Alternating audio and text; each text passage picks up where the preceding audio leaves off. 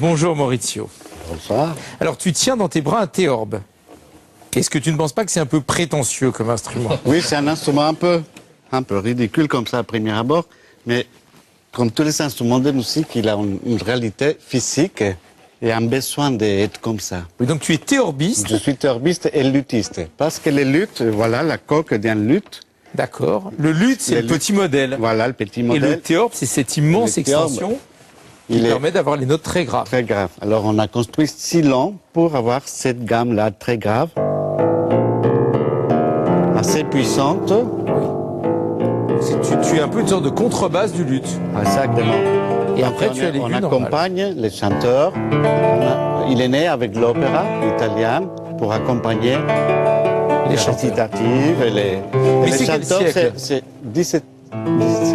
17e. Il est né exactement avec l'opéra. D'ailleurs, ce sont les chanteurs qui ont demandé au luthier de construire cet instrument pour avoir les bases. Mais en même temps, des instruments de ce type, j'ai l'impression qu'on en trouve bien avant le XVIIe siècle et dans d'autres pays que l'Italie. Ce sont les Arabes qui l'ont apporté entre le 7e et le 10e siècle. Le oud. Les ouds. Le luth arabe, d'accord. Qui veut dire les bois. Mais ce qui est tout à fait étonnant, c'est que, bon, je t'ai annoncé comme un instrument rare, Oui. mais on a écrit autant pour luth qu'on a écrit pour le piano. Finalement, c'était l'instrument le plus important, l'instrument de l'intimité, enfin, dont on servait pour jouer de la musique à On a l'époque. écrit depuis le 15e siècle jusqu'au 18e, jusqu'à Haydn, il a écrit des cassations avec luth obligé. Quelques 3 cassations, je connais. Et alors, ça c'est quoi? C'est une pièce de qui? Ça, c'est une pièce de Robert C'est très de joli à Visé, voir. Robert de Visé, le professeur de guitare de Louis de XIV. Louis XIV, qui a composé beaucoup pour les luths, pour les théorbes, les luths baroques et les théorbes.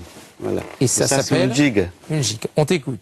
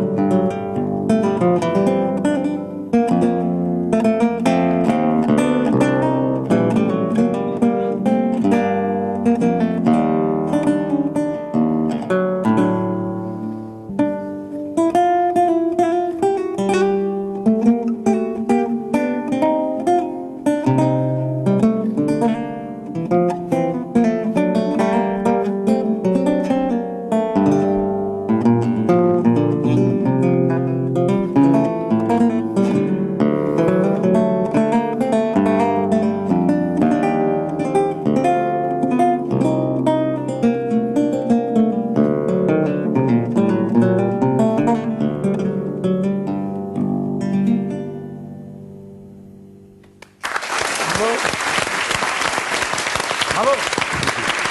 Est-ce que c'est difficile comme instrument? Est-ce qu'on peut vite en apprendre les J'aimerais rudiments? vous dire non, mais c'est oui. C'est difficile. C'est oui. Oui. On C'est- peut faire un essai? Oui. Mathilda, Oh, viens. mais vous vous rendez compte? Viens. Tu vas prendre un accord au luth. Mais me ridiculiser définitivement.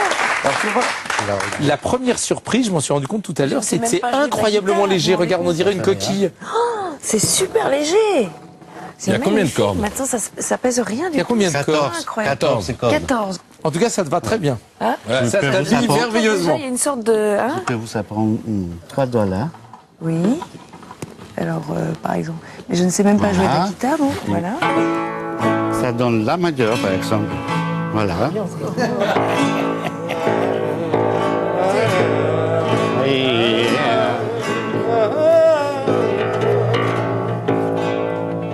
voilà, premier cours de lutte, la majeure. C'est beau, bravo, Voilà. merci.